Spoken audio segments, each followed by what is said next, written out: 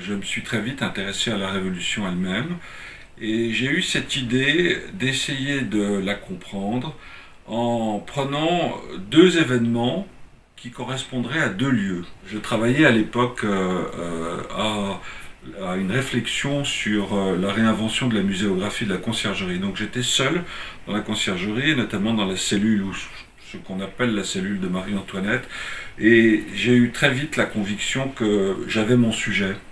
Et mon sujet, c'était cette conjonction de coordination entre un lieu, le palais de justice, la cellule de Marie-Antoinette en dessous et au-dessus, la salle de la liberté du tribunal révolutionnaire, qui est aujourd'hui la salle du tribunal de grande instance, et un événement qui est le procès de Marie-Antoinette.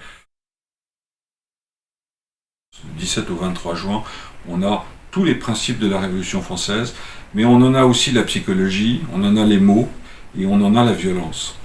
On a là, si vous voulez, l'essence et la substance même de ce que sera la Révolution française, c'est-à-dire un affrontement, quelque chose qui relève déjà d'une forme de guerre civile, et le combustible de cet affrontement, que sont à la fois la rumeur, la terreur du complot et la peur. Et à l'évidence, il y a deux personnages qui dominent cette semaine de juin, c'est cette semaine fondatrice de la Révolution française.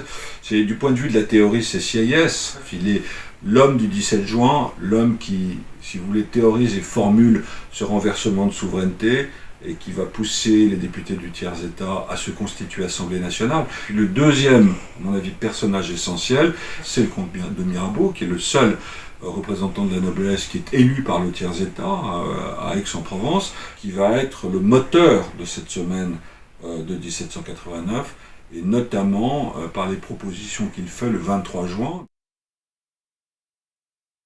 Notre lecteur est un formidable lecteur, il a cette capacité d'abord de clarté, il a une très belle voix.